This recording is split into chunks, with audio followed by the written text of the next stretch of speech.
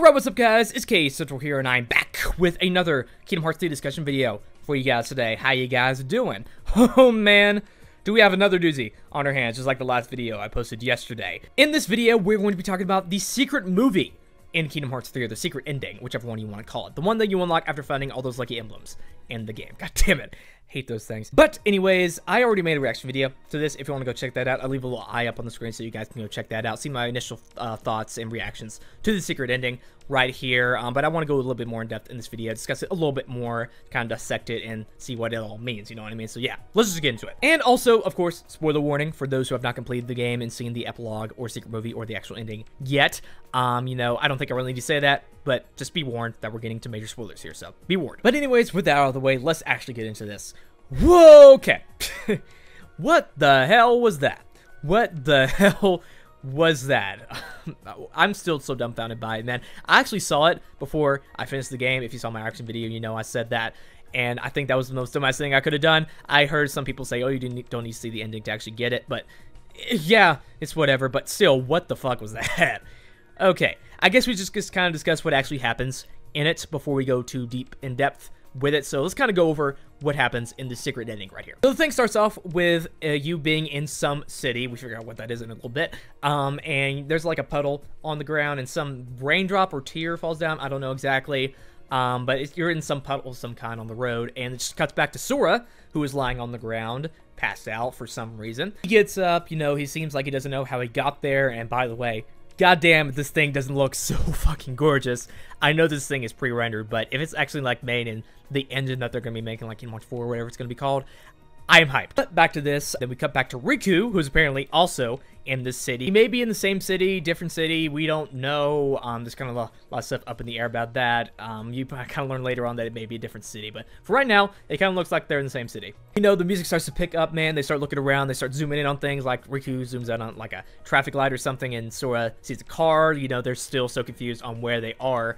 And you know, it starts panning around. We could see a little picture of a digital billboard or whatever those things are called, and it starts flying around the city, stuff like that. But then this is where the big reveal happens, so it keeps on doing that. But then it cuts back to Sora with a big 104 building in the background, and it reveals that they're in Shibuya Square from The World Ends With You.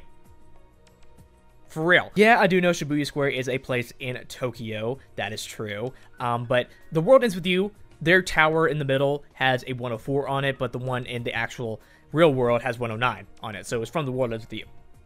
What the hell? And then we cut back to Riku, and I guess he's not in the same city as Sora. I don't exactly know. It's kind of being conflicted. I've seen a lot of different people say different things. But they look very similar, the towns that they're in, but they occupy two separate universes. And what I mean by that is that Riku seems to be in the world of Varium Rex. You know, that little trailer for that game that was shown at the beginning of the Toy Story world, and it had Yozora in it that Rex was freaking out over, thinking that that was Sora. Yeah, he's in there now. What? The secret ending is actually called Yozora, so, you know, there's the connection back there, too. And then we come back to Riku walking down the sidewalk somewhere next to that tower, and they zoom up there, and Yozora is actually up there. He has two different colored eyes, one's blue and one's red, which I think is really interesting. It shows him looking down at Riku walking across the street. That seems like what he's doing there. That's what he's looking at. And then it cuts off to a mysterious cloaked figure, which everyone's kind of assuming is the Master of Masters right now. We really don't know who else it could be. It shows the moon. He puts his hands over the moon, makes a little heart symbol, of course, representing Kingdom Hearts. Then it cuts off. Reconnect Kingdom Hearts. Boom. It's done. So, wow. That was something. That's a lot to take in right there. Just, what the fuck was that?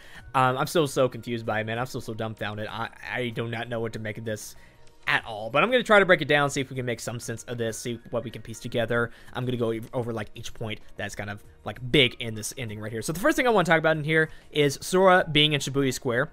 Obviously, from The World Ends With You. Again, it has the 104 on the tower, so it's from The World Ends With You. I mean, it's not entirely too surprising, you know, because The World Ends With You characters were in Dream Drop Distance, so they kind of exist in the canonical Kingdom Hearts timeline, I guess, so it's not too surprising that he would end up in Shibuya Square, since they kind of exist in the semi-universe that Kingdom Hearts is going on. But why did he end up there? How did he end up there? You know, remember at the end of Kingdom Hearts 3, Sora was using the power of waking to try and find Kairi, because she kind of died at the end right there, and we kind of learned throughout the game that's kind of a big no-no, that you really shouldn't do that. So maybe he ended up there somehow. Maybe he was punished for something and ended up in Shibuya Square and he needs to find his way out. I don't know. That's what Nomura does with these secret movies, man. He just confuses you so much to the point where you just have no idea what's going on, and only Nomura knows. But this is kind of my theory on what's going on here. Again, I don't know exactly what's going on, but I think it's kind of like him being banished there, and maybe he's being trapped. Because you remember also in Dreamed Up Distance, I don't think they ever explained how they got there, the War Ends With You characters in that game too. So maybe they're in the same situation as Sora here. I don't know. And now let's talk about Riku being in the Varium Rex world or city. Maybe they're in the same city, you know, the War Ends With You and you know, Varium Rex, because it seems like they're both in Tokyo, so maybe that's confirming same universe. I doubt it though. Speaking of Varium Rex though, I kind of think it's funny because it seems like it's kind of a big middle finger from Tetsuya Nomura to Square Enix for him getting kicked off Final Fantasy 15, because if you look at the characters, they resemble a lot of Final Fantasy 15 characters. Like the Azura guy, he looks a lot like Noctis. He has like kind of the same hairstyle but different color. And then there's a guy in there with glasses, which of course is Ignis. It also seems to be what the original version of Lunafreya is. I forget her exact name, but she's from Versus 13, back when that was called Versus 13 Final Fantasy 15. So maybe he's trying to implement Final Fantasy Versus 13 story into Kingdom Hearts 4, whatever it's going to be called. That's a really good theory right there. I think that'd be kind of cool, but I don't know how they do that. I guess we'd have to wait and see how they did that. But anyways, focusing back on this, you know, Riku got there somehow as well, and we don't know exactly either. Maybe it's the same situation as Sora. Maybe he did something bad and he got banished here too. And what I kind of think personally is going on here is that maybe we're going to be going beyond just Disney worlds in the next Kingdom Hearts saga. Maybe we're going to be going to like Square Enix worlds and other worlds like that, like the World Ends With You, maybe some Final Fantasy worlds in there. I think that may be the direction that they're going down right here. I don't know if Disney would be necessarily happy with that. I think it'd be a cool idea though. I think that'd be really cool to expand beyond just the Disney worlds and see what else there is to have in there. But again, we'll have to wait and see what all is in store for that when Kingdom Hearts 4 comes out. Hopefully, they're going to go down that route, because I'd be so fucking happy if they did. Now, let's talk about this mysterious hooded figure at the end who puts their heart over the moon, the heart-shaped hands and stuff like that. I'm pretty sure this is the Master of Masters. I don't really know who else it could be. If you remember watching the end of the epilogue, or the epilogue in general, you know that the Union Cross characters are going to be playing a big part in this next saga. It seems like Union Cross is pretty much setting that up, so be sure to stay tuned for that. If you remember the chessboard scene, you could see all the foretellers on there, Luxu, and what seems to be the Master of Masters at the very end versus Sora, and I'm really interested to see what's going on with that too. So he's pretty much the only mysterious cloaked figure we have left in Kingdom Hearts. We know that Luxu is now Braig, so that mystery's kind of lifted up. So maybe this is him too, I guess. But I'm pretty sure it's the Master of Masters. I don't think they put a lot of focus on Luxu. Maybe. I don't know. I'm just so confused by this, man. I'm just kind of guessing right now. But if I had to make an accurate guess, this is the Master of Masters right here. He puts his hand over the moon and makes the little Kingdom Hearts symbol. So maybe he's going after Kingdom Hearts as well. Maybe kind of a repeat of what's going on in the last saga. You know, Xehanort tried to get after Kingdom Hearts as well too. So hopefully they don't go down that route and kind of repeat a lot of the same stuff. We'll have to wait and see. Another little thing I noticed is that if you look in the background here at this building, when they're kind of zooming around the city and stuff like that, you can see that there's a Kingdom Hearts symbol on there, like that little key crown thing that they have going on there. So something's going on with that. I guess it's connected to Kingdom Hearts somehow. I don't know.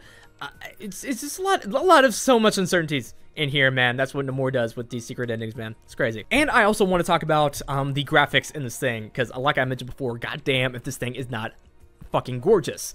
Oh my god, I'm in love with this, man. It's pouring to the eyes. It really is. Like the particle effects that are going on in the water, the reflections on the water, the puddles there, Sora himself, the textures on like the road and the buildings and stuff like that, the sky. Oh my god, dude. It looks amazing. Yes, I know it's pre-rendered, but I think it is running in a game engine, probably Unreal Engine 4, since they use that for this game. And wow, it's amazing what they got out of this. Maybe this is reflective of what PlayStation 5 graphics are looking like, because that's coming out very soon. It's probably going to be coming out next year from what I've been hearing. And I've heard it's a pretty powerful console, man. The specs that I've seen been leaked, they're pretty powerful. So it could be capable of a lot of things, and this may be reflective of that. You know, the sequel movies, they never really reflect in-game graphics. I mean, that's pretty obvious. But now that Kingdom Hearts 3 is out and they look almost as good as those intro cutscenes or secret movie cutscenes, it's possible, it is entirely possible that they can do that. You know, they have that stuff down to a pat in Kingdom Hearts 3, in my opinion. So I'm really excited to see what they do with graphics in Kingdom Hearts 4, since the PS5 is going to be so powerful. Of course, Kingdom Hearts 4 is going to be coming out on the next-gen consoles. It's going to be a little bit from now, so I want to see it, though. I want to see what they're going to be doing with it. Maybe they'll stick with the style of Kingdom Hearts 3, because I think they hit perfection with that, honestly. But we'll have to wait and see, man. PlayStation 5, pretty powerful console from what I've heard, and this may be what it's capable of. So, yeah, that's kind of the big major talking points in this thing right here. Of course, there's a lot of little stuff that I don't really need to go over. You know, I'm not that big of an in-depth analysis person, not that in-depth. So, wow, I still don't know what to make of this, man. This is absolutely insane. From what I'm making of it, it seemed like it's teasing that there's going to be more worlds that you can visit than just the Disney worlds. You know, they can visit Square Enix worlds now, like The World Ends With You, some Final Fantasy worlds, and also Varium Rex, of course. So I think that's what it's hinting at. I think that'd be really cool if they did that. And story-wise, I really don't know. Of course, the Master of Masters, they show at the end right there, putting his hands over the moon with the Kingdom Hearts little thing going on there. So maybe he's looking after Kingdom Hearts. They don't really show too much in these secret movies. Tetsuya Nomura always says that these are just proof of concepts. They don't really reflect exactly what's going to be happening in the next saga. It's just kind of concepts that he has for it right now. So this will definitely change by the time this game actually comes out, and I can't wait to see what it's actually going to be. Again, it's probably going to be a while from now. Hopefully it will be sooner rather than later. Tetsuya Nomura has to go to write Final Fantasy VII Remake for a little bit, but then after that he can go back to directing this. And I just want to know what this thing means, man. Nomura, why do you use confused so much? And why is it super effective? But that's all I want to talk about, guys, in this video. Tell me down in the comments below your theories on what this all means. What do you think about Sora being in Shibuya Square from The World Ends With You? What do you think that means? What do you think about Riku being in the Varium Rex world? Well, who do you think that mysterious figure is on top of the tower? And just kind of your general theories on what this all means for Kingdom Hearts 4. Tell me down in the comments below your theories. Also, make sure to subscribe and like this video and follow me on Twitter, because that'd be really awesome if you did. This has been PancakenGamen Central, and I will see you guys later.